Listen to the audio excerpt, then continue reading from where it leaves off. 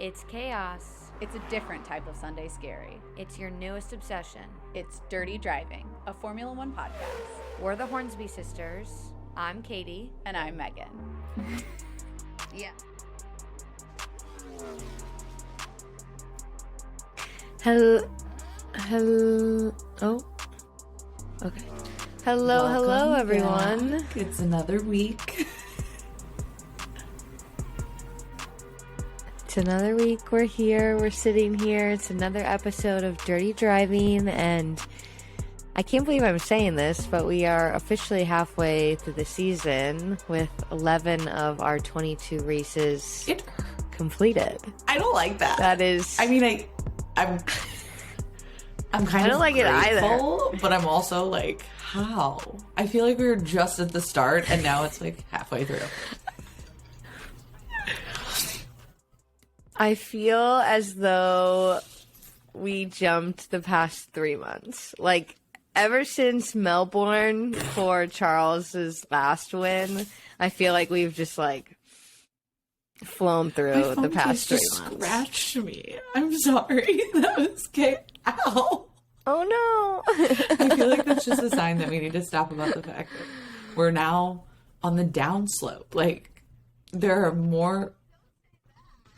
That's literally don't what say the that. means.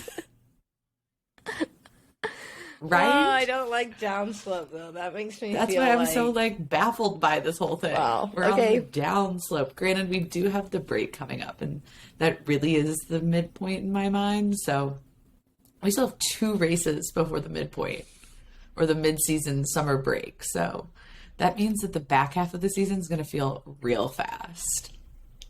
Because that'll only be 9 races. Especially with us ending in mid-November instead of early December. I feel like that we'll be done before Thanksgiving or the week of Thanksgiving, and then I'll be that's thankful it for for the season. next season when we know we have at least, like, Vegas will be Thanksgiving weekend, so the season will run later, unless there's no chance in hell. Yeah, I actually read that it's gonna be. I read that it's gonna be a couple weeks earlier, so I'm not sure though. That Vegas is going to be a couple weeks earlier. Yeah, like I saw the week of the 16th or something like that is rumored. So that would be the first weekend of the Thanksgiving week. That's so unfortunate. F1, do not do that. If you're gonna have 3 American races, give us one on like a holiday weekend. Like, let all the Americans get fat and happy off of Go ahead, sorry. turkey and pie, and then give us a Formula One race. This is all we ask. And I swear, if the tickets are just as expensive as Miami, but I'm fucking out. I'm still gonna go, but I'm pissed. I can guarantee they will be Miami rates, So stupid, if not higher. So stupid. It's annoying. Vegas. So annoying. Nonetheless, it's time that we discuss what everyone thought was going to be a Red Bull weekend, but Ferrari at Charles Leclerc. Yes, Charles, I brought out the Ferrari shirt for you this morning. You know, I loved it. It was not a total dumpster great fire weekend for Red Bull. Max Verstappen still took P2. But, you know, as happy as I was about Ferrari's success, let's be honest, Toto had a great home race. He maybe didn't so much enjoy Friday and Saturday, but Sunday, there was some glimmers for Mercedes, and we have a 3rd Lewis Hamilton podium in a row. There were some good glimmers for Mercedes. For a second, Megan and I were hoping someone would crap out at the front so we could get a double Mercedes podium, and then that didn't happen, but we're so happy that after it's the Carlos Sainz thing, I was like, I wouldn't be surprised if there was another. Who was it going to be, Max or Charles? Had to be one of them. I mean, it couldn't have been one of the Mercedes because they have been reliable, for lack of a better word. They've just simply been reliable. They finished every race except for Georgia's DNF, so last weekend. I'm going to call them the reliable They're pretty reliable kings right now, other than, right when now. their drivers decide to put it on the wall on Friday.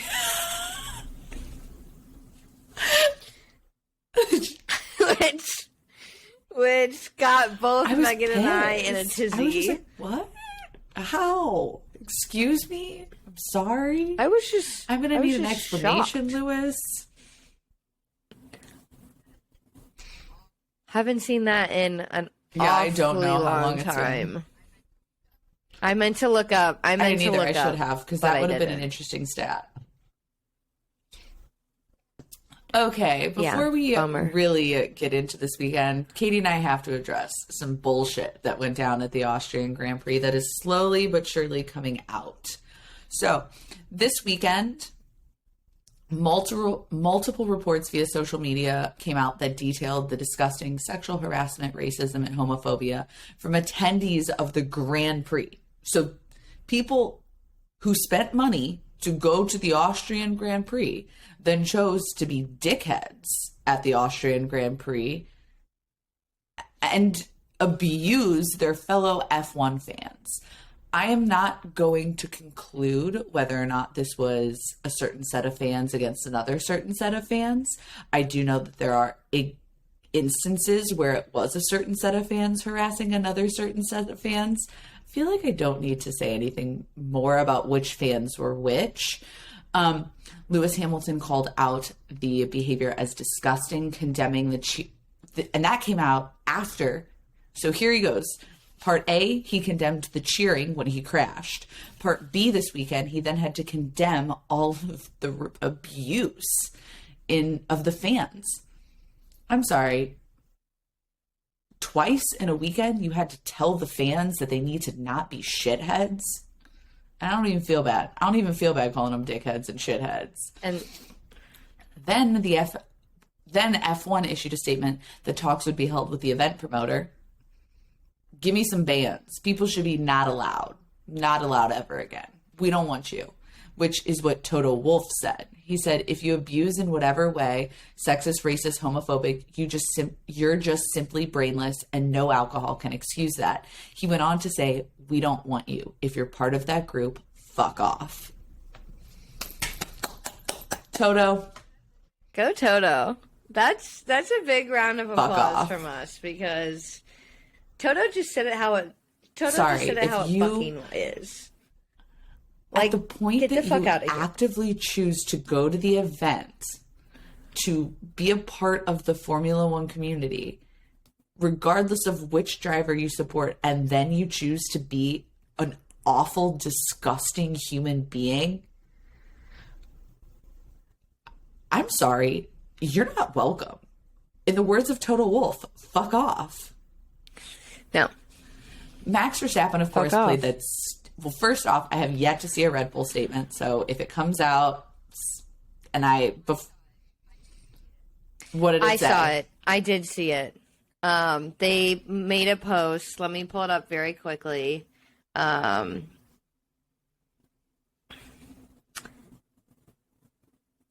she pulls it up, they said Max Verstappen made a short statement in press conferences where he basically was like, these things shouldn't happen.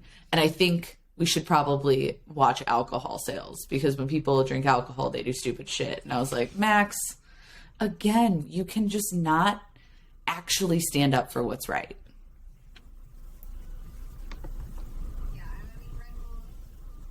Yeah, and I mean, Red Bull's Let's hear it. statement isn't anything. Okay, yeah, I'll just read it. Whilst we all enjoyed the passionate support of the majority of fans in Spielberg this weekend, we are shocked to hear that there have been incidents of completely unacceptable behavior in the grandstands and the fan parks. We hope that security and the authorities deal with this swiftly. There's no place for it in racing or society as a whole. We value inclusion and want a safe space for fans to enjoy Red our Bull, sport. you own the track. You can work with the event promoter to make sure these people are not allowed. Someone on the internet called for to cancel Zandvoort. I saw that, and I mean, don't think that's going to happen. Won't happen because that's a lot of money. But I Here's think the it's deal. a nice little Look, thread. if it is a certain section of the fan group that is doing this, what's going to happen when we are in that fan group's homeland?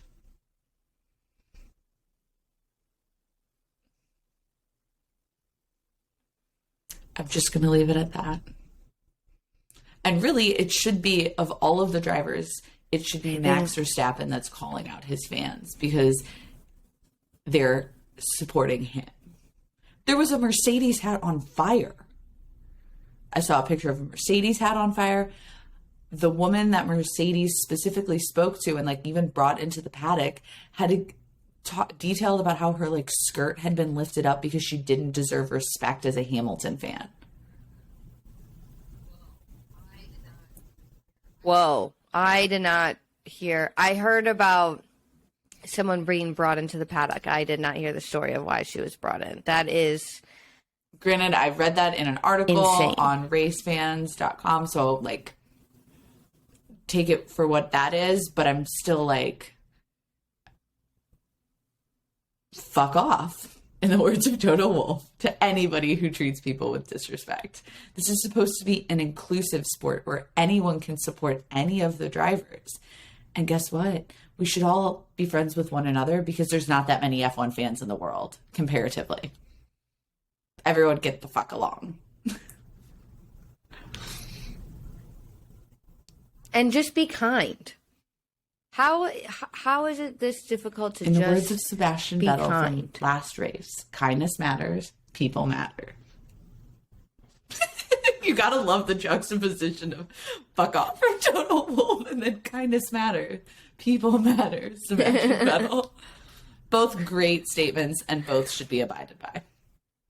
And that is the end of my soapbox. Well, I will move us right along and talk about the Grand Prix itself and a little bit more about the circuit because it's been through some remodeling. It's been through some name changes. This is actually the 36th Austrian Grand Prix at the Red Bull home track at the Red Bull Ring with the Raging Bull looking over it. Way back in the day in 1964, the first race was held on the Zeltwig Airfield, and before being moved to the permanent circuit here in Spielberg, there had been various layouts under various different names. So a quick history of the track. We raced at the original track, the Österreich Ring, which was built in 1969, and the GP returned to the Österreich Ring in 1970 and ran until 1987, so it had about 17 years. Then it was modernized between 1995 and 1996 and called the A1 Ring. It was ran on a shorter layout between 1997 and 2003, and then 2002 it was publicly noted as a negative. It was like negatively... I think you need to do the whole again. thing again. Negative publicity. So, okay. A couple of things. Before moving to a permanent circuit, at Spielberg, it's been under various layouts. And then Okay. the A1 ring, it is a shorter layout. Like it was just specifically designed to be shorter. Okay. All right. Well, I will bring us into our Grand Prix and our circuit debrief to move us right along in this episode. We had the 36th Austrian Grand Prix at the Red Bull home track this past weekend. So it was at the Red Bull Ring with that big Raging Bull overlooking it. Way back in the day, the very first race was held on Zeltwig Airfield in 1964. And then before it was moved to the permanent circuit here in Spielberg, there were various layouts under various different names. We raced originally at the original track at the Österreich Ring, which was built in 1967, and it raced there until 1987 when it started in 1970. So we had about 17 years there. It was modernized to a purposefully shorter track, the A1 track from 1997 to 2003 is when we raced there. And that's when it returned in the calendar in 1997. In 2002, however, it received some negative publicity when Rubens Barrichello ceded the win to Michael Schumacher. And so the last race took place the following year in 2003. In July 2013, Red Bull reached an agreement with Bernie Ecclestone to bring back the track as the Red Bull Ring. Red Bull purchased and rebuilt the track, and it rejoined the calendar in 2014. And then in both 2020 and 2021, it hosted a double Grand Prix. We called it the Styrian Grand Prix, and that was due to COVID and needing more calendar slots filled. So it's been through a history, and I personally enjoy the Red Bull Ring these days. I like the layout of it now. I did take a look at some previous layouts, and not that I had ever watched a race on any of those. Probably would like to go back and do that at some point, but I feel like it brings good racing. It brought good racing this past weekend, and that's what we like to see. So the winners since the 2014 return include Max Verstappen, who won in 2012, 2019, and 2018. He has 4 wins at the circuit as he won the Styrian Grand Prix in 2021.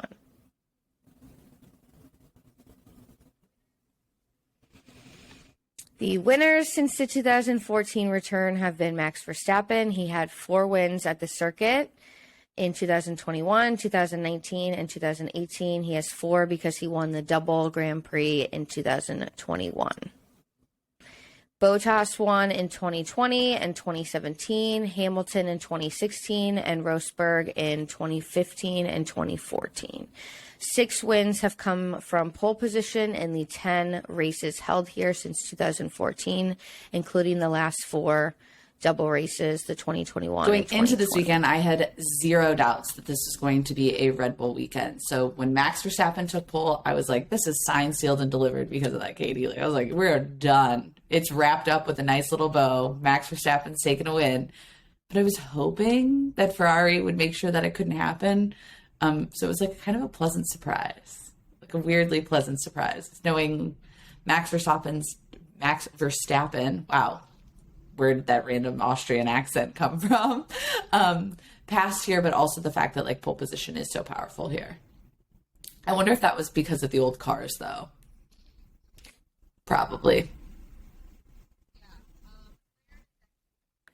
Yeah, McLaren is actually the most successful team here at the Austrian Grand Prix when you look at the total history, and Ferrari had 5 wins going into the weekend. So I think Megan and I were both on track with it being a Red Bull weekend. We had discussed it, and we were fully prepared for Max to win. And so, like her, I was very suddenly surprised and intrigued when we had some action between Charles and Max up at the front, and Charles ended up winning the race. So well, it's interesting. So McLaren went in with 6 wins, and now Ferrari has 6 wins because they had 5 going into the weekend. They've picked up their 6th, and they're tied to be the most winning team in Austria. Interesting. It's also funny that Max won in Italy and Ferrari won in Austria. Like, it's like a weird switch of turn of events. Yeah, it's you get yours and I get mine at your hometown. I think that means that Monza totally has to be somebody completely different, not Red Bull or Ferrari, just to keep the whole like back and forth thing happening. I mean, I would love another Pierre Gasly win at Monza. Let's start a prayer circle. I never rule that one out. Get the candles.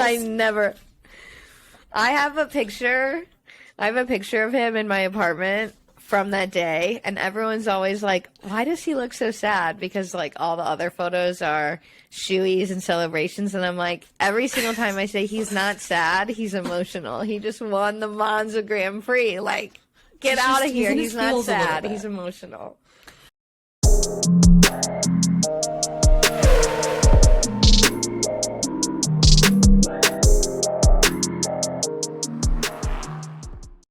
Well, with that, let's go ahead and jump into what happened before.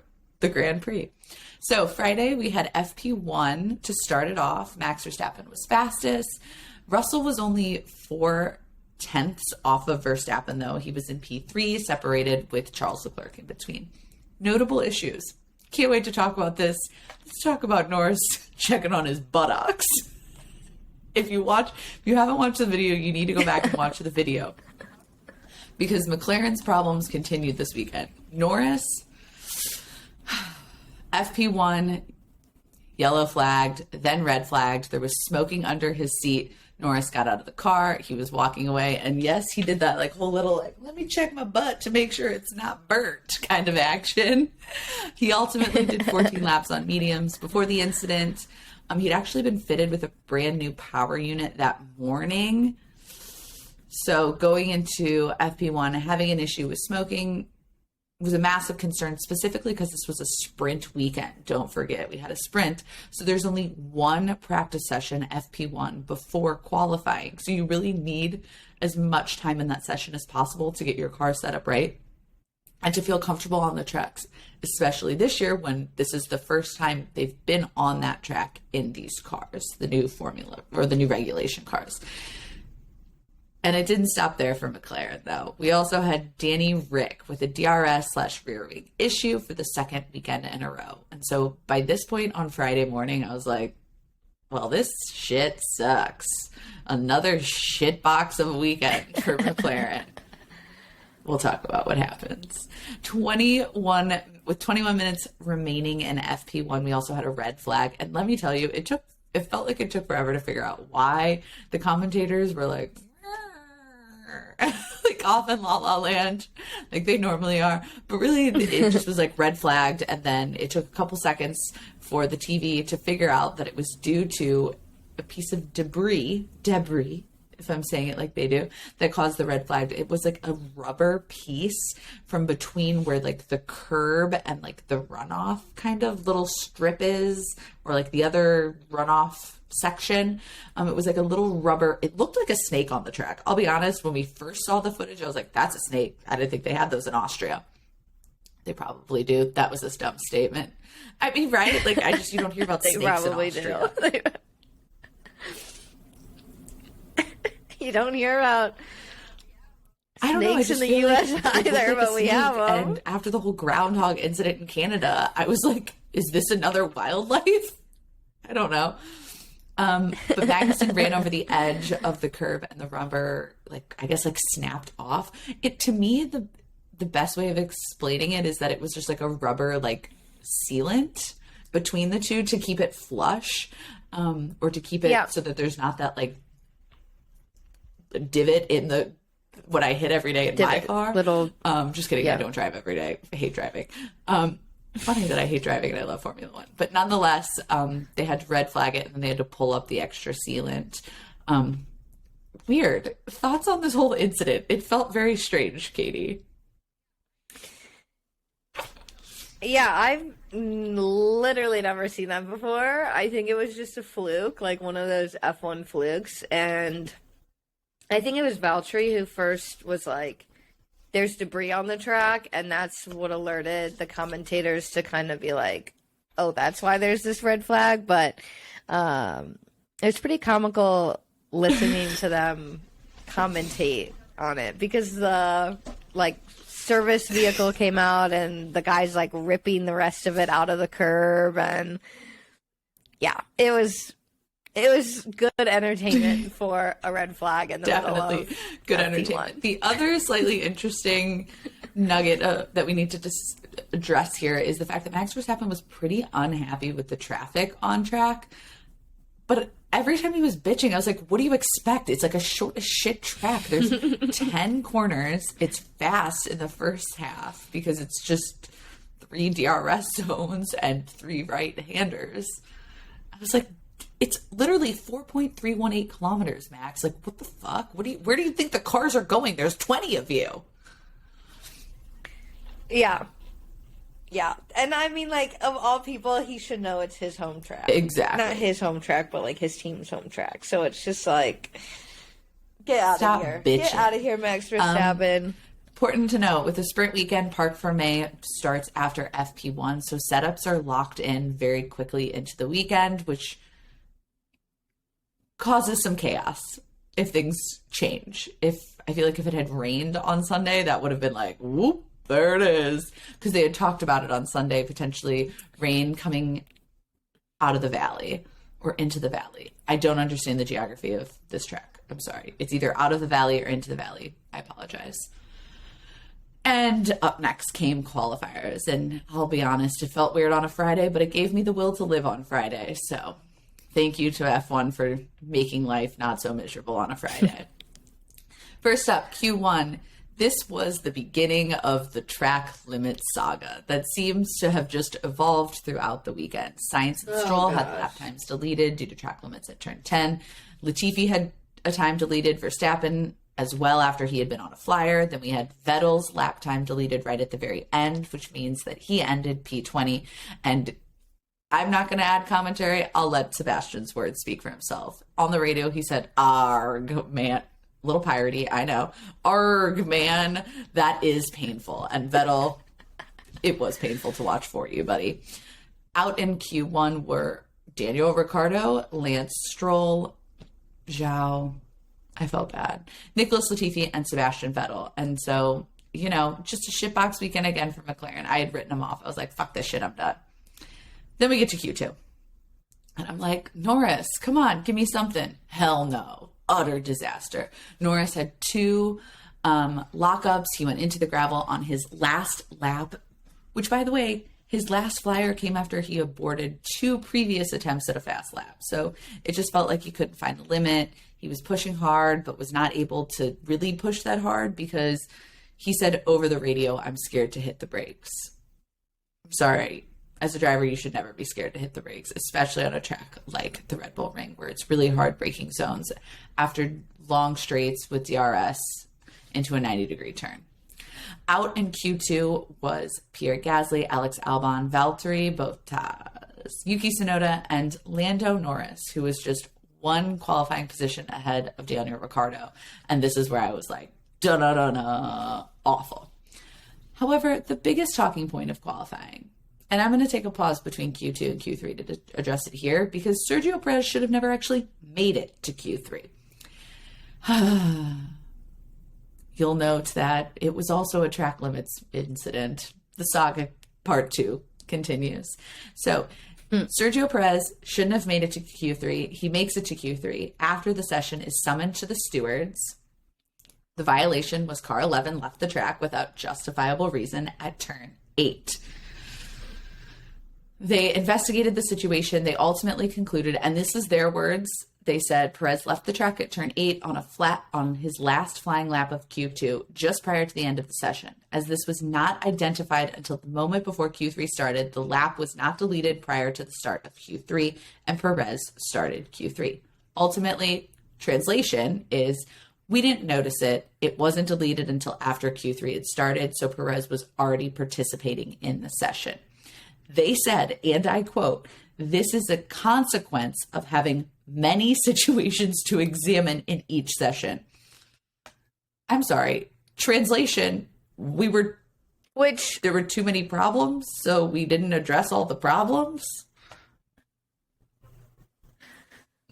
Which, like, don't they have a team now to help them identify these problems and determine what the consequences of these issues are? Like, that's like we fucked up. That's total bullshit. And we just don't know how to admit that we screwed up. Yeah.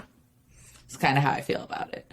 They go on to say, this situation where a driver moves through a subsequent round of qualifying and then is identified as having committed a track limits breach does not happen regularly and certainly not recently. Thus, the stewards have to examine this as a new situation. Translation, yeah, we haven't seen this shit. We don't have a rule for this. We don't really know what to do with this. We're confused. We have no idea what to do. So we all left kind of the day. I finished watching F1. I was like, okay, we don't know what's happening with Checo. Like, let me go about my rest of my Friday business. Katie was in town, so we were like, let's go do things. ultimately we would conclude much after qualifying that he would end up starting P13 for the sprint race based on the non-deleted times. They said they deleted all of his Q3 times and gave him his Q2 time that didn't violate track limits. But it's still fucked up because, look, the person that got screwed on this is Pierre Gasly, who was was like the last car to go out in Q2. He should have been in Q3. So he starts the sprint in 10th, but there's a chance that he could have started 8, 7, 6. Hell, he could have started 2. In like the logic of what they're saying, it's like he had the potential to put up a better time and start further up the grid, and he was negatively disadvantaged because the FIA couldn't figure out their shit. And it's like, what are you going to give to him to make that better? No, what do you do? There's like, nothing seriously, to give. why is the FIA not capable of making quick decisions? I'm serious. Like, why?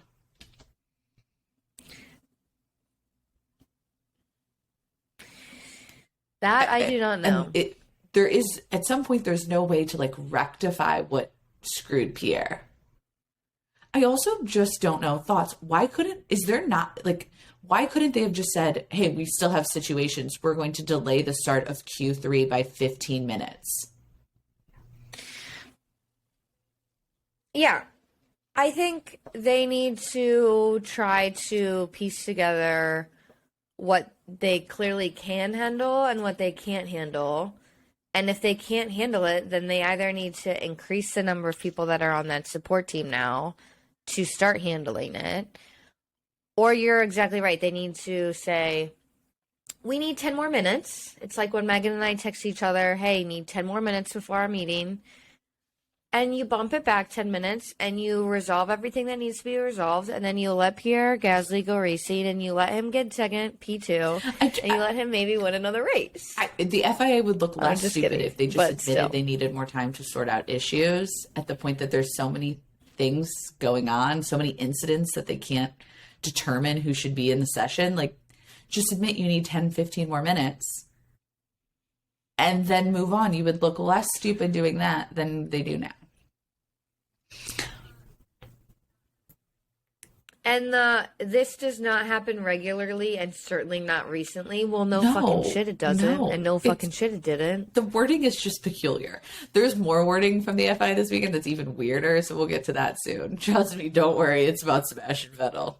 We'll break that down. But the next session comes Saturday morning, and this is probably the most useless session of the year. There's 3 useless sessions of the year, and they all are FP2 on sprint weekends because the cars are already in park for May. So it's not really like they can make setup changes. They're just going out there and pumping out laps. FP2 went fast. Wow, those were not, that sentence didn't make sense. Carlos Sainz went fastest in FP2, followed by Leclerc and Max Verstappen. Again, utterly meaningless session, but it was good to see Sainz. I was like, maybe he has some pace there that we haven't seen yet. I will admit that this session was anxiety-inducing. It was meaningless, but anxiety-inducing because Charles Leclerc had a what is going on with the engine radio? And we all know when Ferrari gets on the radio, it is truly the enemy they're trying to defeat. I'm holding my head in pain just thinking about every time the little Ferrari box pops up on the side. And it's like, everybody take a deep breath and hold it. And then depending we on should what all they say, be sending we our can make therapy it through. bills to Ferrari at this point for those fucking radio messages. To Ferrari. And then we get the sprint.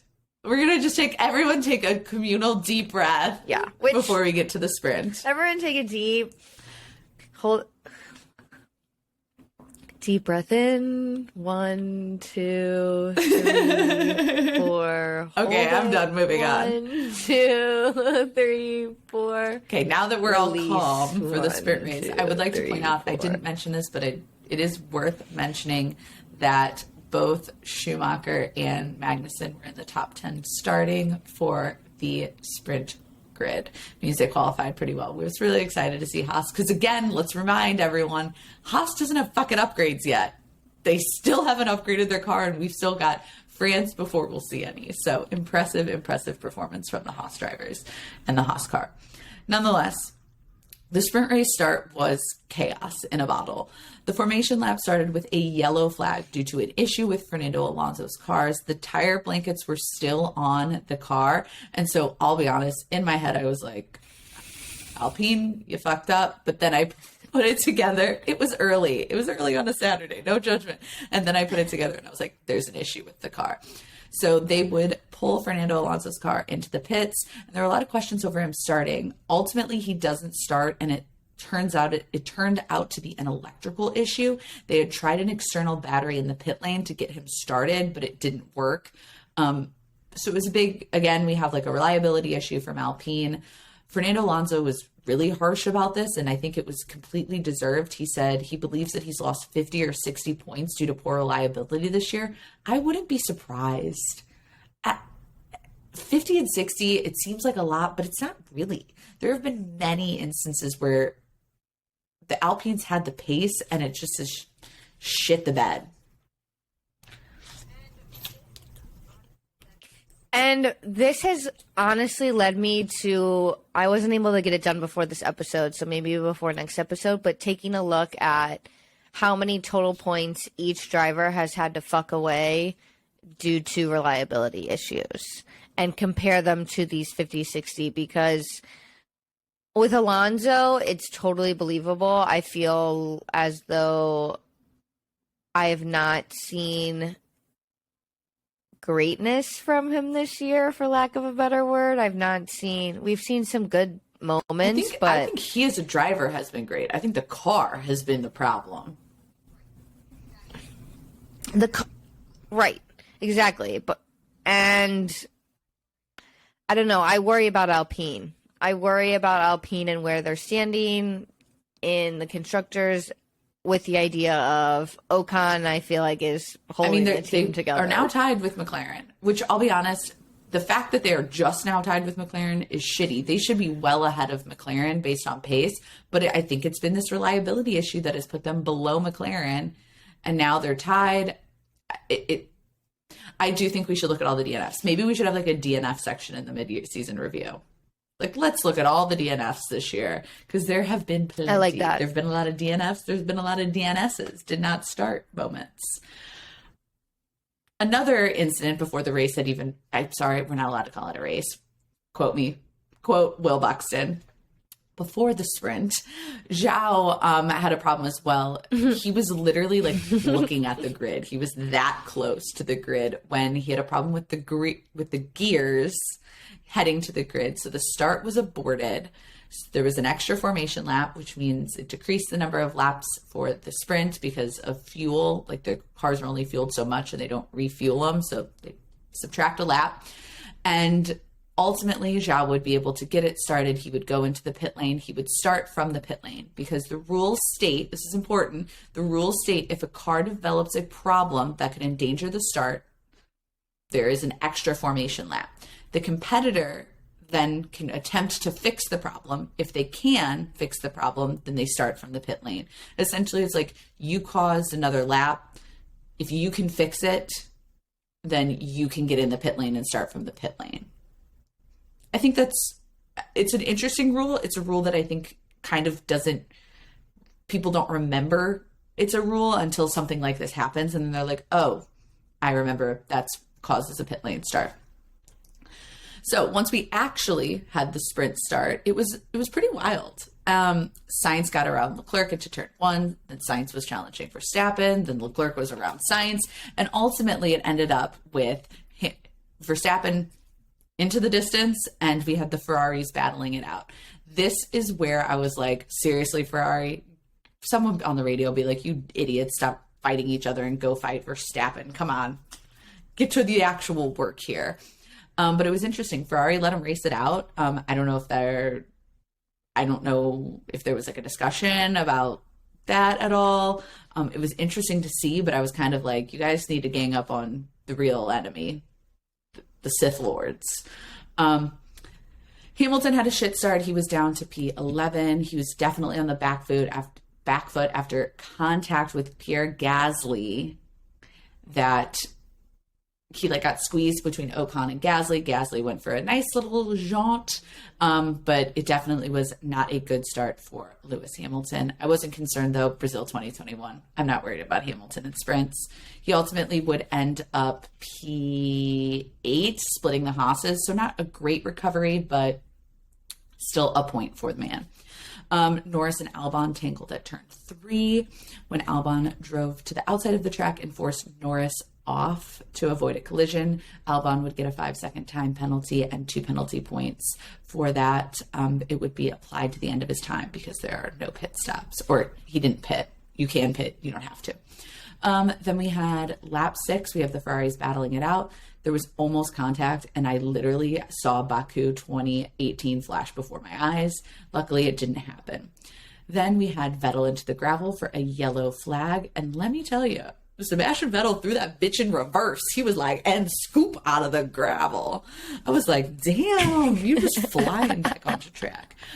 It was caused by contact with Albon. So rough race for the Williams driver. My favorite part of this entire sprint was the Schumacher-Hamilton battle. I didn't actually know what I wanted to happen here. Half the time I was like, Hamilton, get around him. And half the time I was like, Vic, defense. It was just very conflicting. I still to this point have not decided what I wanted to happen. It took many, many laps, but finally on lap 21, Lewis Hamilton was able to get around Schumacher after Schumacher had radioed saying, tell Kevin to slow down for DRS.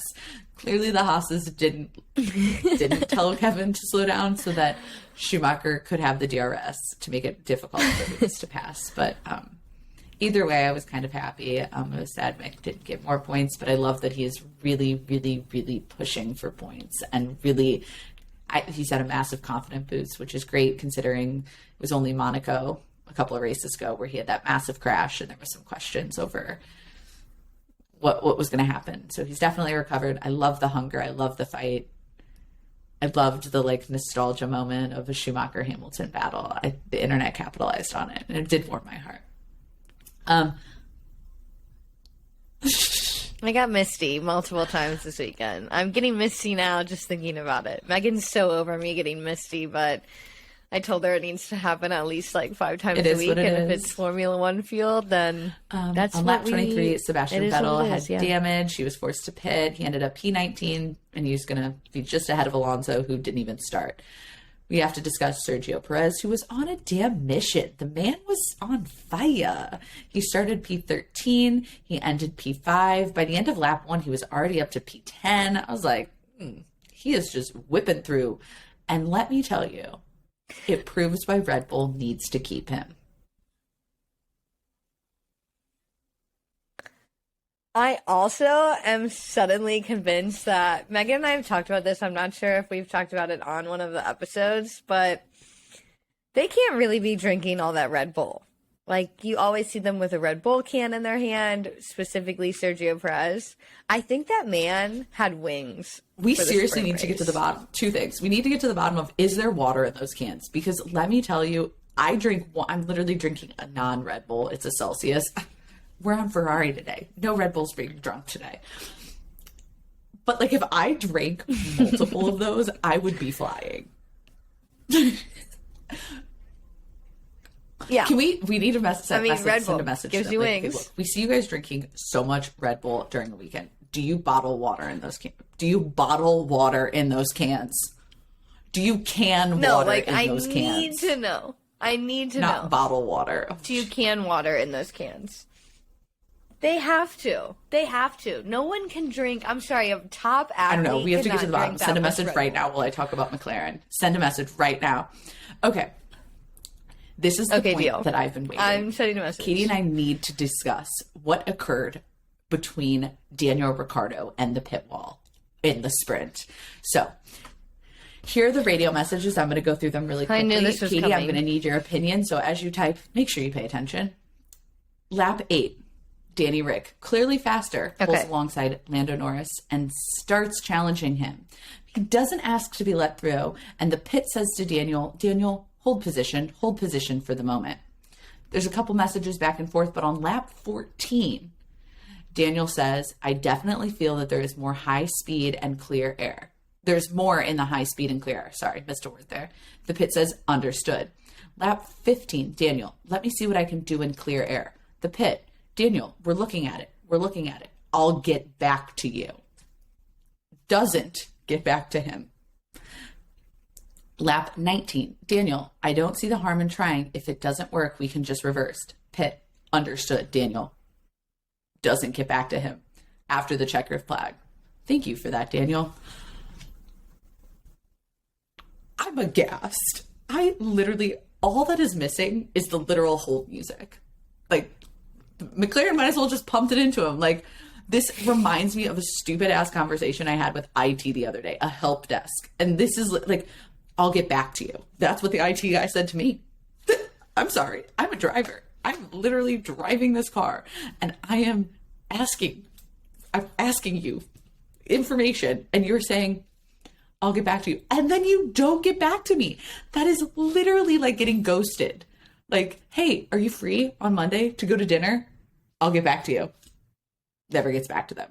Daniel Ricciardo was ghosted by his own pit. And then it's like going to dinner and then, or getting invited to dinner, getting ghosted for dinner. And then when the date is actually supposed to be over, getting a text, thanks for that. Like, what do you mean thanks for that? I didn't do anything because you didn't tell me anything because you've left me on Seriously, hold. all they needed to do, all they needed to add this, to make this just so much better and probably make it less annoying for Daniel. He loves his music. I'll get back to you. Insert hold music. Elevator music. Like some like some weird like music riffs that don't really matter, but you're stuck listening to it because you're literally on hold asking for assistance on why your computer isn't working. I'm peeved. I'm so mad at McLaren for this. Like, seriously. Wait, is this this is ghosting, but like, you know that you're going to get ghosted. Like, hi, I'm going to say like, I'll get to you. I'll get back to you, but then you never get back to them. That is ghosting, right? I thought, but like, what's weird is not like, You've got me questioning, but like a term that I use often. Truthfully, like ghosting would be like Daniel saying, That's "Let me see what I can do in clean air," and them not responding at all, just like silence on the radio. That would probably be better. This at least was like, "I'm gonna tell you I'll get back to you," and then I get that still is ghosting. That is still ghosting, but it's like, it's even worse than ghosting, I think, because you're telling them that you're going to respond. It's worse. They were yanking his chain They have been yanking his chain. So, Megan, go ahead and ask me the question. So what the hell is McLaren playing at? Like, why did they at least try to let Ricciardo, like, in clean air? Because they ultimately could have swapped back. It's not like the dude defies team orders or would defy team orders, even though he should. I'm going to go ahead and throw out a new vocabulary word for everybody. And it's called McLando. How long you been working on that one? I have to say that I did see it on Twitter, so I will not take credit for it. I wish I knew who tweeted it. And maybe they even said it was McNorris. McNorris is amazing. I think McLando works better. So it is amazing. Both are amazing, but here's the problem. In a Formula One team, you have two drivers. You don't just have one. And I'm really sad to see that McNorris or McLando is even a thing. Like, you've got the great Danny Rick, who's a proven successful driver, who has won races, who is the life of the party, who knows when to work hard and how to accomplish great things. And then you've got Lando, who hasn't, he's gotten a ton of podiums. Like, he's done well. Like, yes, he seems to be a little bit more consistent sometimes, but he hasn't won a race. And I haven't seen anything great out of him this year. So instead of throwing all of your love to Mick Lando, why isn't it McLaren? Why isn't it just McLaren? But it's not. It's McLando. And they are Team McLando right now. And it's disgusting. And I feel like everybody is just trying to force Daniel Ricciardo out of Formula One. Do you want fries with that that's Big not Mac what we at want to McLando? Welcome to McLando. I feel in my Ferrari McDonald's Welcome shirt. to McLando. No, it's fucking annoying. I'm so over it. They should have just tried it. They had no reason annoying. not to try it. It's annoying, and I'm over it. You had a shit qualifying. You started 15th and 16th. At this point, I think they were running like 12th and 13th. Like, just try it. Because is it really that important for You have nothing to Lando's lose. starting position? I mean, it is track position, so that's important. But what happens if Danny had gotten 2 places? Even 1. Isn't that worth it? Well, and then in the race, we literally see Daniel pass Lando. Like, this is giving me a heartburn. in the We first have to 2 move on. laps. The saga will giving me continue heartburn. in Let's move France. on. Please stay tuned Move on. for more McLaren shenanigans.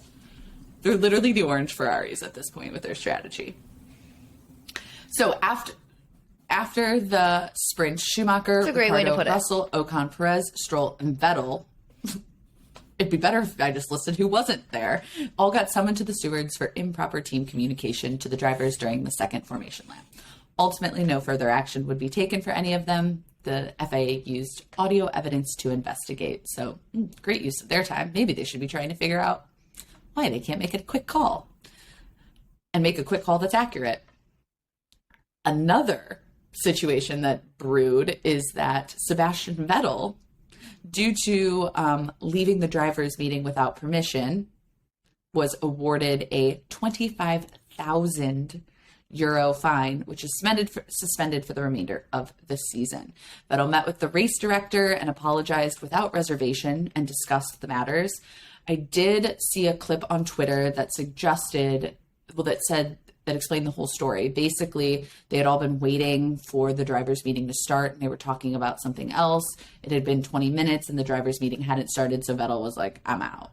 I don't know if that's accurate or not. I haven't heard a clear explanation of what happens. But what I do think is fucked up is that the FIA document literally says drivers are not free to leave when they want, this being a breach of the requirement to attend. Drivers at this level are role models for every driver around the world. In the opinion of the stewards, Vettel failed to live up to that standard in this case. I'm sorry. If I was sitting there waiting 20 minutes, it's like there's a 15-minute rule in college. If the teacher doesn't show up, class isn't happening. So you're telling me he sat around for 20 minutes and you bitches didn't start speaking, and then he walked out and you're mad that he ditched? Don't waste the driver's time.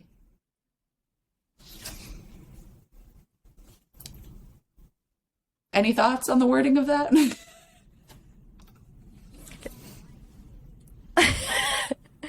I completely agree. I mean, the second I heard the, rumor that it was before the meeting started, I'm like, he sat around for 20 minutes. He was there. He was present. The meeting could have been 15-minute rule. The professor doesn't show, dipping. Like, class ain't happening. 15-minute rule.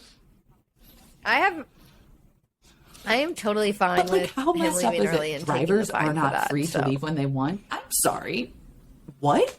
They're not animals. Like, they're not caged animals that, like, you release them. This isn't high school.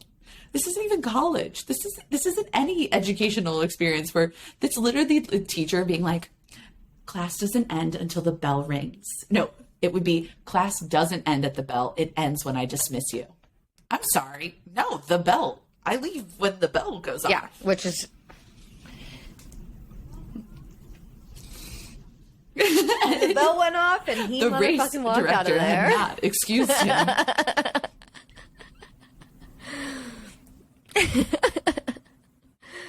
All right, well.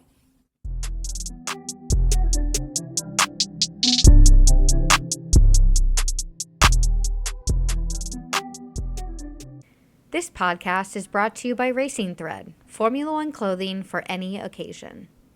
Their clothing features subtle, evocative, embroidered designs for your favorite F1 moments. From Ricardo's Monza Shoey to Sebastian's Australian scooter ride. From Lewis's Brazilian comeback to Carlando's round of golf. Whether you're out to dinner with friends, watching the race at home, or cheering in the grandstands.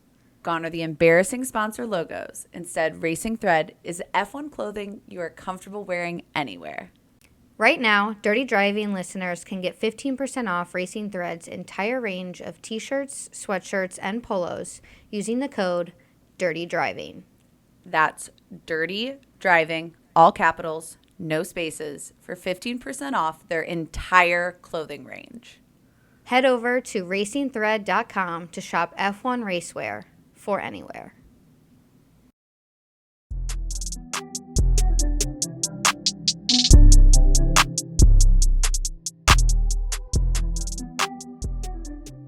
I think it is finally time to get into our race, which was thrilling. I was so excited to be sitting next to Megan watching for yet another race this season. I love when we get to sit next to each other and watch, just because we're cheering together, we're crying together. I get misty. She yells at me for getting misty. Here.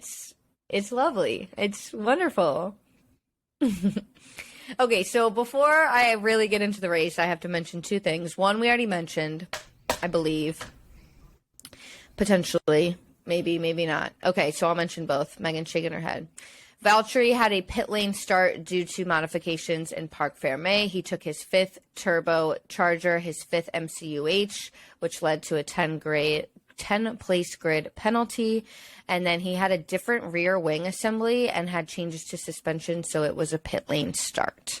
So we did not see him out on the opening grid. And then Alonso moved to the back of the grid due to his fifth internal combustion unit, his fifth turbocharger, his fifth motor generator heat unit, which is heat, so the MGUH, his fourth energy store, and his fourth control electronics. So basically, he's in a brand new car. If you wanted to know what all of that meant, he's in a brand new car. So he started from the back of the grid. So two changes to the lineup that I wanted to mention.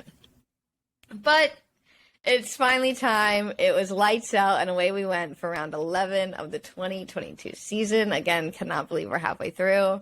Everyone started out on medium and hard tires. We didn't see any softs, and we went racing quickly. It was a great start for Max Verstappen, who was able to pull ahead of Charles, but just barely. Russell was alongside Sainz into turn 1. When Sainz went off the track in turn 3, was able to hold his position and kind of swoop back in. Then we had it. Another first lap incident. No! I really thought we were going to be fine this race, but we weren't. This time it involved... I thought we were going to be good. I really thought we were going to be good. But no, we weren't. This time it involved George and Checo at turn 4, where George nudged, for lack of a better word, Checo off track and into the gravel. And Checo fell through the grid, landing in last place. In lap ay caramba. It was an ay caramba moment. And, like, especially after Checo had such a good sprint showing, I was excited for him. I met this awesome dude at the airport. I was wearing my Red Bull sweatshirt, and we were talking about how we wanted Checo to do well this weekend, and we must have jinxed it because here we are.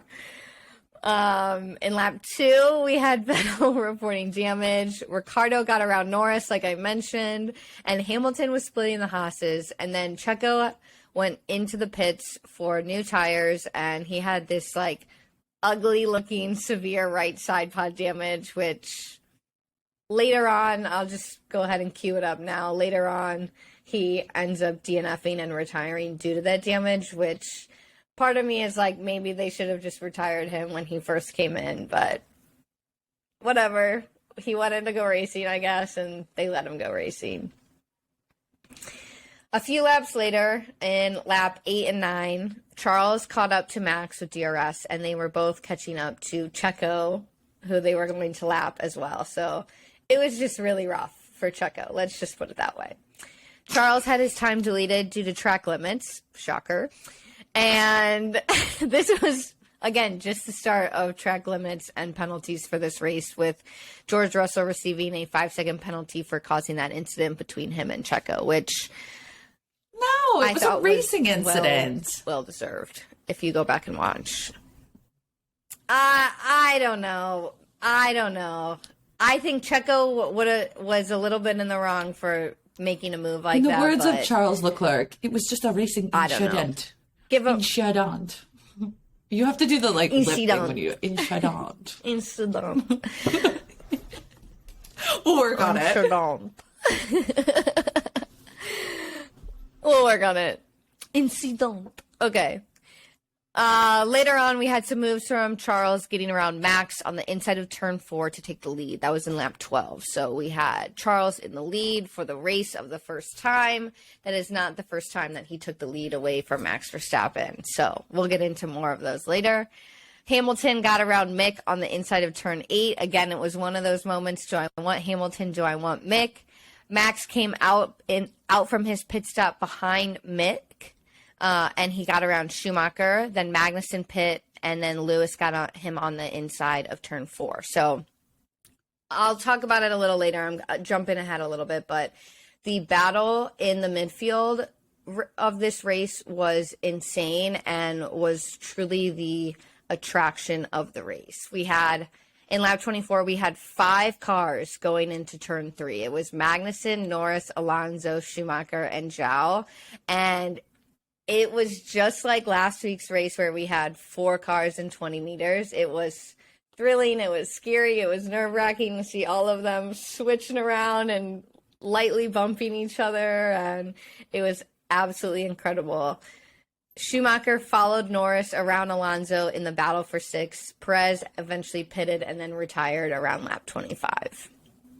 In lap 27, we had Leclerc pit, giving Verstappen the lead. Just 5 laps later, Leclerc had DRS into turn 1 and finally made his move to pass Max for the lead into turn 3. So again, another overtake of the leader for Charles to take the lead. And this is when we had the start of Max complaining about grip inconsistency and a lot of tire issues. So it wasn't necessarily a hard overtake for Charles, but it definitely showed the skill of finding the space where he was given the space.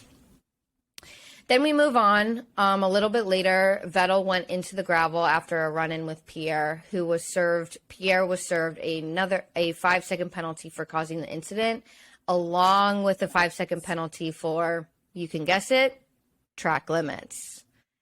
And I think my favorite radio of the whole entire race was when Vettel said, after getting nudged by Pierre Gasly, said, it was way better when we thought it was, what are these kids doing? It was Vettel, give me that.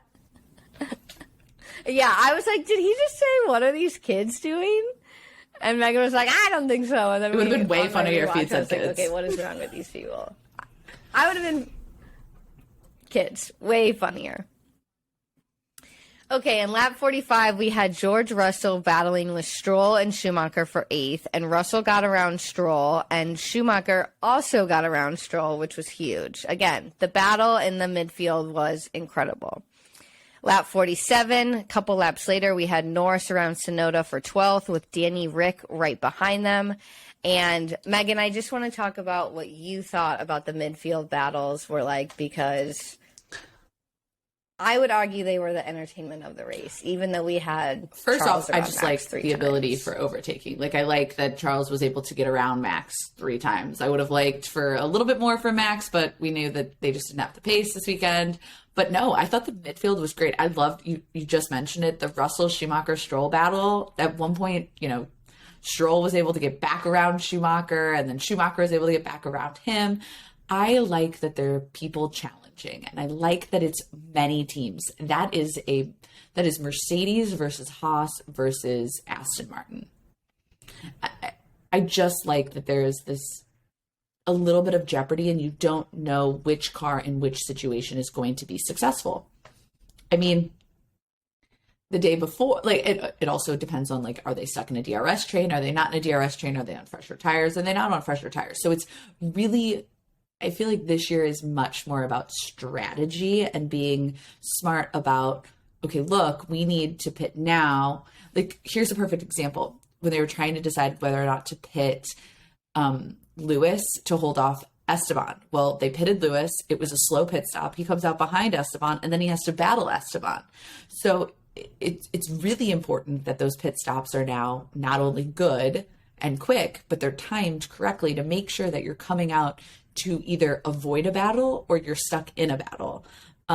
I mean, I like that. I like that there's a need for strategy, which I think is what is fucking Ferrari and McLaren.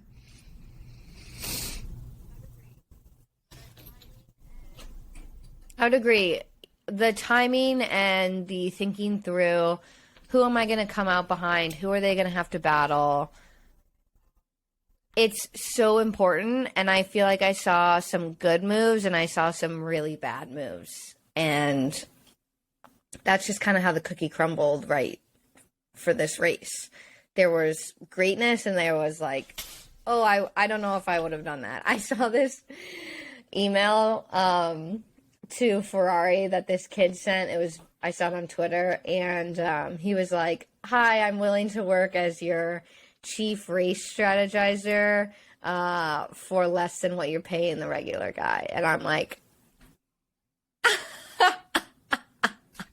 all right, let him have it, signing please. him up? Let him have it. Call HR. Yeah. Call HR. And with that, we had Leclerc and Sainz pit, which allowed Max Verstappen back into the lead of the race for the third time.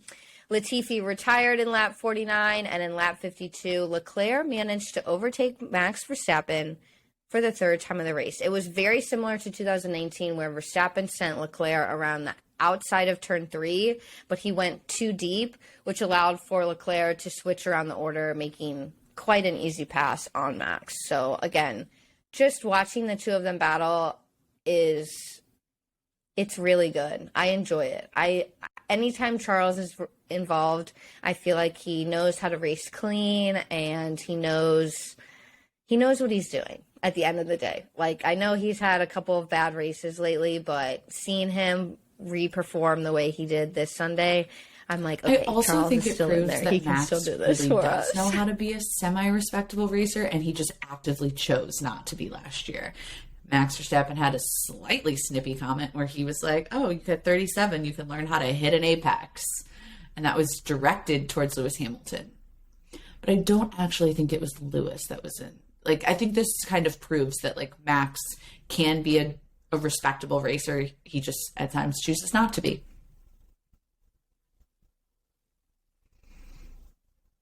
I would 100% agree with that. Yeah. The day came crumbling down for Carlos Sainz in a quite scary moment where the car was on fire. He drove off the track up a hilled runoff, and the back of the car was on fire. He couldn't get the car in He couldn't park, I guess. I don't know what they call brake. He couldn't get the car to brake, so it was rolling down the hill. The marshals kind of started running, but like not fast enough.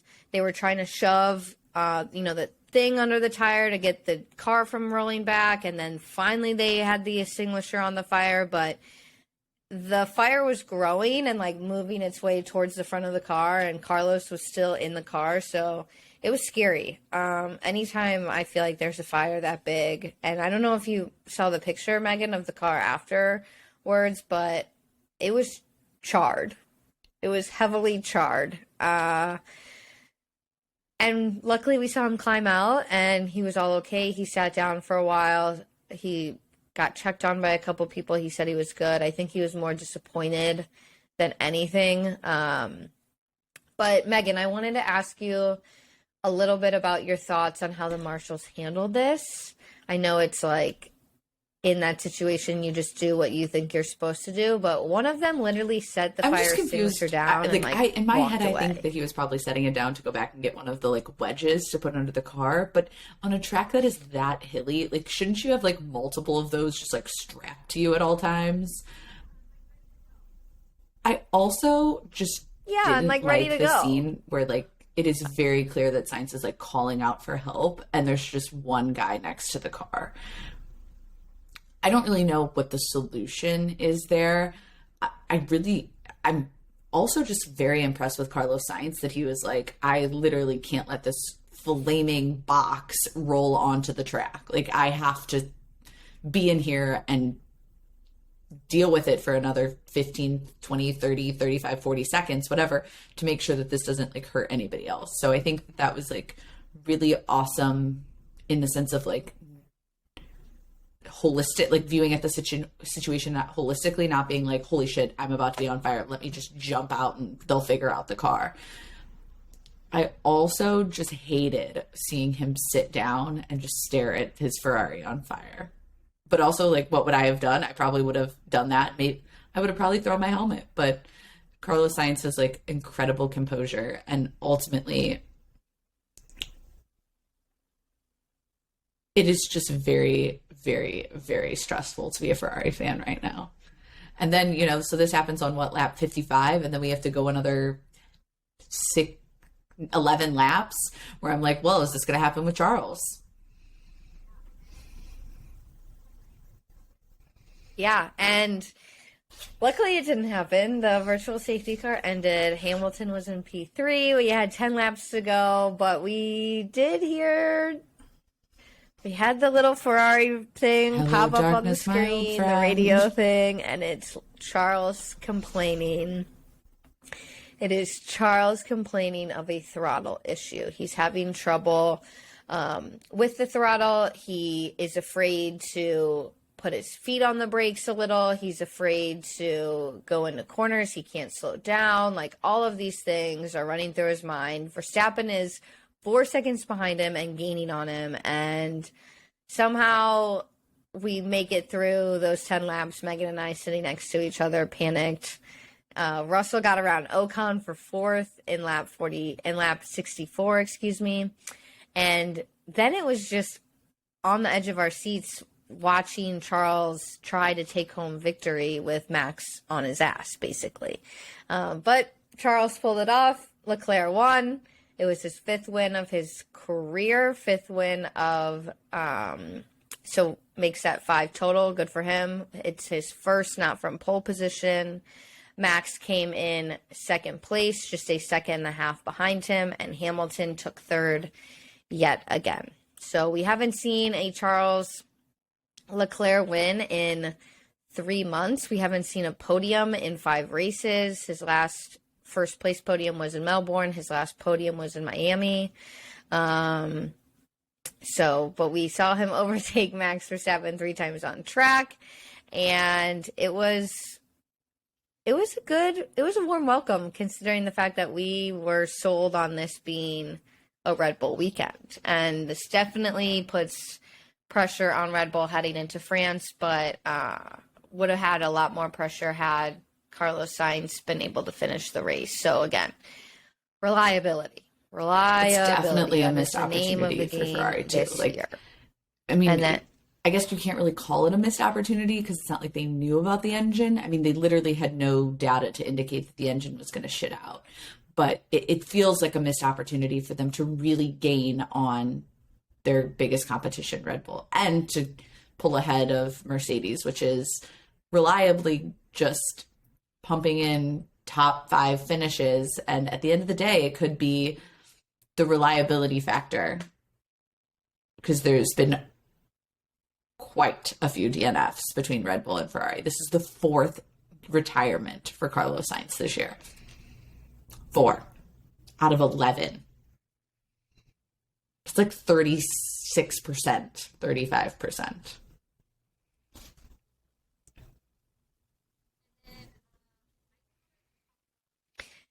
And then I did want to talk about just a couple things before we jump into the post-race penalties, but this was Hamilton's third place podium in 3 races. The McLarens made it both into the points. Both the Haas's made it into the points.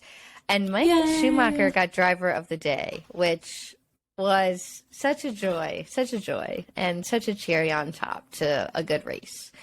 But we did have post-race penalties. Alonso had an alleged poor release in an unsafe condition. So Alonso made a pit stop during the virtual safety car due to the incident at turn 4. The left front wheel subsequently came loose by a small margin, and the stewards investigated to see if the car was released in unsafe conditions. It was investigated. The wheel was correctly fitted, but but based on the footage of the car from the moment the wheel was fitted until the failure became apparent, the stewards concluded that the wheel was fully fitted and that it was a failure. So basically, it was concluded that the car was not released in unsafe condition, and they took no further action. And then as soon as the race was over, I was, I think, on the airplane or getting onto the airplane to come back to St. Louis when I saw this, and I sent it to Megan. But Leclerc, Verstappen, and Hamilton all were called to the stewards post-race for a fine of 10,000 euros, which was ended up being suspended, but they were called in due to, and Megan, correct me if I'm wrong, you might have to jump in here, but it yes, was for their Parc physio Fermé, and driver's assistants handed them items correct, before they weighed in. So you have to like immediately get out of the car and go get weighed. You're not allowed to take anything or like receive anything from anybody. And I don't believe that like even the like physios and drivers are allowed to like have a moment with you before you go weigh in. The whole point is that it's like it's like a process, and then you're like cleared after you've been weighed to then change your hats for the podium, drink water. I'm trying to think what else. Wipe the sweat off of your face, take your like radio off, drop your helmet and all that stuff. So it is the whole kind of concept is like there's a process for like an orderly like exchange or an orderly conduct of the event is their phrase of it. I think ultimately it's a little nitpicky, but I get the point of it. Like you're immediately supposed to get weighed for like checks. Like that's like it's essentially like the car going to get weighed. Like you in that moment are not necessarily like an autonomous human being. You're like part of the machinery in a sense that needs to go be checked that you haven't like violated the rules.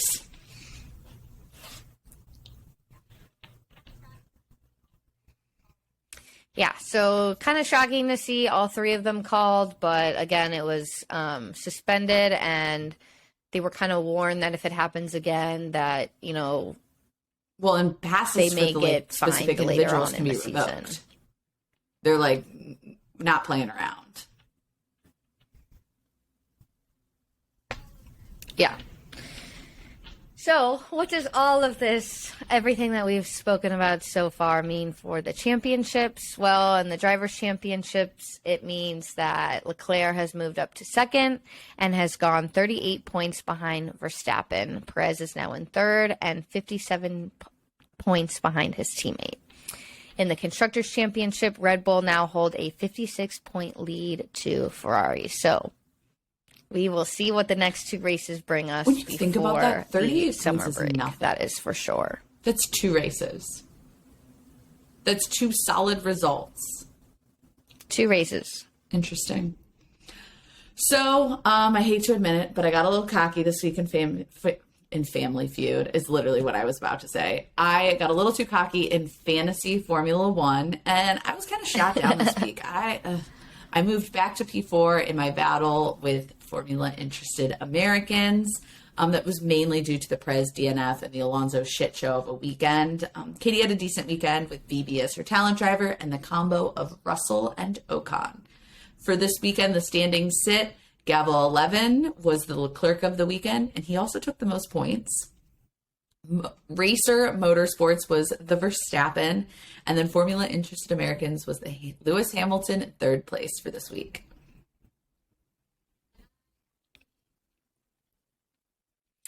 And I abstained from placing any votes this weekend. We got the midterms in mind. From betting on any. She's not even the politically engaged one. Oh my God, the midterms are mine. I abstained from betting, not from voting. My gosh. And I'm so glad I didn't because I was going to put money on Max, and I'm glad I didn't because Max didn't win. So all in all, it was a pro that I technically we did abstain from voting because neither of us voted for driver of the day. So you weren't necessarily totally wrong. You're in this middle I'm not ground. wrong, but I'm also not right. Okay, let is.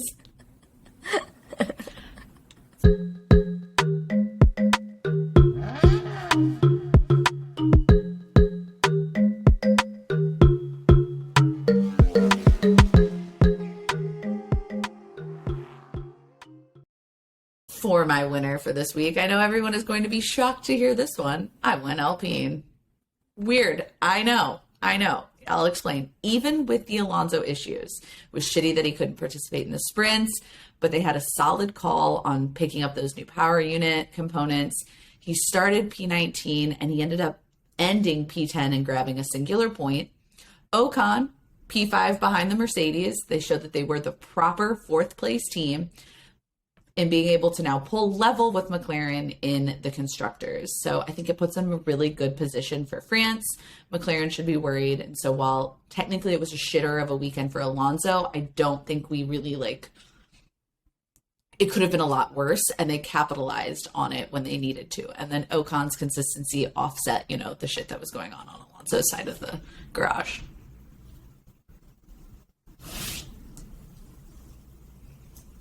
Yeah. I like that choice. Mick Schumacher was my winner because how could he not? I actually struggled. I had 3 winners written down, and then I finally was like, I'm going to go Mick just because I feel like he deserves it. It's 2 races in a row that he's been in the points, which brings his point total up to 12, which has helped move Haas above AlphaTauri in the Constructors' Championship. He took driver of the day, and I really just think, Megan, you said it earlier, but his confidence is where it needs to be. I feel like we are seeing a driver in him that we may have never seen before. He's battling with Hamilton. He's battling with Stroll. He's passing people. He's in the action. I feel like communicating his needs over the radio. I feel like he is in a really good place, and I'm really excited to see what the rest of the season has in store for him because he's one of the people who will make up the future of Formula 1. I'm very excited. I feel like he's got the confidence. I'm excited to see what those upgrades do in Budapest. Kevin Magnussen was even like, do we even need them? And I was like, shut up, you need them. Shut up, take them. Because if you're sitting where you are now, imagine you need them. Upgrades, you could be like, take 4, them. 5. Yeah, I'm ready for it. Put me in the ground. Could you imagine a Haas win? I died. Here we lie. Dig a grave for both of us. Oh my gosh, did you see the Top Gunther post that I put it on the story, and it's like, we feel the need for speed. Okay, Haas, pop off. I'm here for it. You know who didn't pop off this weekend though? They were here for my it. loser.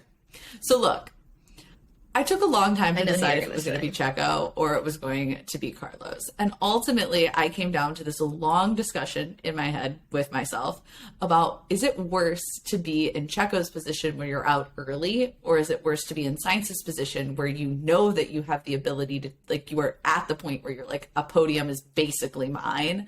I'm going to be in P2. Max Verstappen doesn't have the pace. Which disappointment is worse? And I ultimately went with the logic that it was worse for Carlos Sainz to be that far into the race, lap 55. You've had an awesome race. You've been consistent. You and Charles didn't battle each other out and let Max drive off into the sunset in the Austrian hills, which are alive with the sound of engines, waxing poetic. You are literally right there. And then you're and it's all gone. Not by your own fault, but by purely mechanics failing. That's what I went with. So my loser is Carlos Sainz.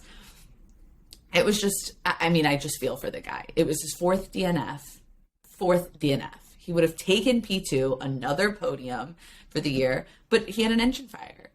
It's literally the story of the season. It's just been shitty luck for Carlos Sainz. So it's a miracle that he's even won a Grand Prix. I think it just makes Silverstone all that much more important. He said afterwards that there was no feedback coming from the engine, that this was about to happen. It was very sudden. Not good. Seems a little bit like Leclerc in Barcelona, where they had no warning that that engine was going to shit the bed either. Carlos agreed with me when he also said it is more difficult to take because we were about to cut the points to the leaders. It would have easily been a Ferrari 1-2. They would have taken another chunk of points, 18 points, and then they would be sitting like 38 points away from Red Bull. So all in all, I feel for the dude. My chili pepper is roasted.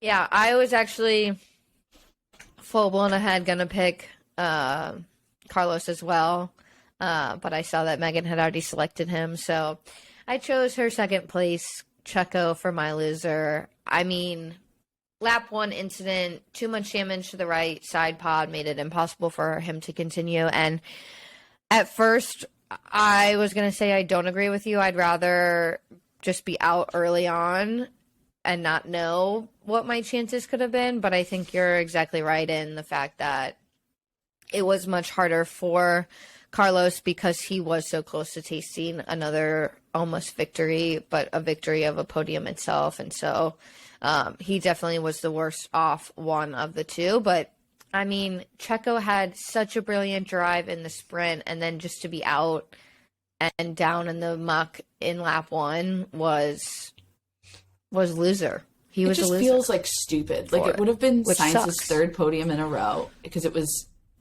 a second place in Canada, a first place in Great Britain. So an Austrian second place would have just been a nice little like 3-part saga. You know what I mean? Like I just feel like that would have been like another just like boost in his confidence right after winning a Grand Prix. So it's just shitty to go like, hey, 1 week you're a Grand Prix winner, and 1 week your car's been on fire and the marshals couldn't help you.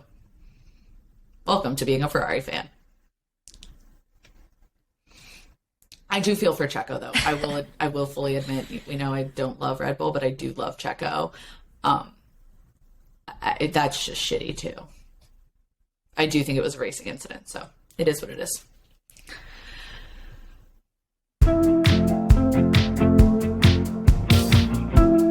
And our honorable mention this week goes to Esteban Esti Besti Ocon. It was his 100th Grand Prix, his 50th start for Alpine/Renault, the Enstone-based team.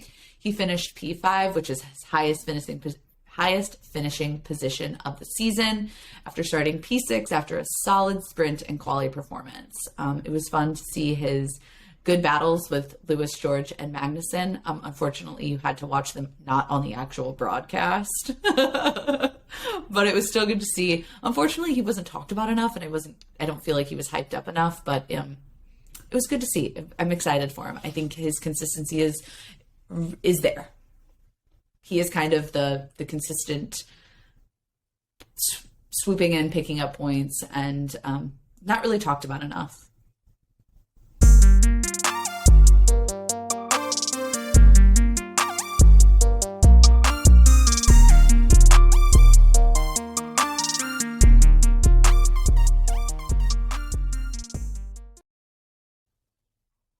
Our hidden gem of the week is all about Sebastian Vettel, and you've got to love a hidden gem moment about Sebastian Vettel because the man can not do the no FAA's wrong, eyes. in my eyes. Not in the FAA's eyes, but in my eyes, the man can do no wrong. He wore a Save the Bees shirt and helmet, and so you know what you need to be doing to save the bees, and if you don't, I'll come up with a list for you and share it with you because it's important to save the bees. And once again, it's just Sebastian Vettel highlighting an issue that the world, the globe is facing. And we support him in that. I want to get a and Save we the will Bees always shirt. support Maybe him in highlighting those issues. I think it would be cute. And for a good cause as well.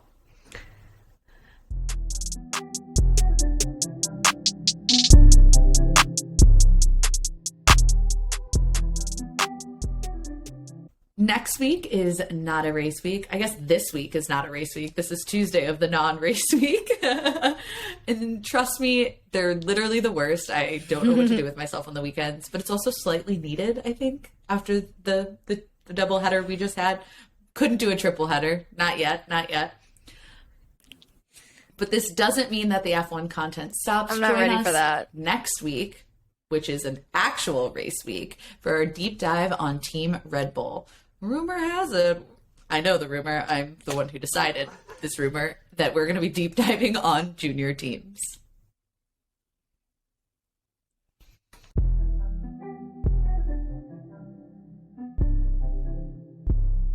Thank you so much for listening to another episode.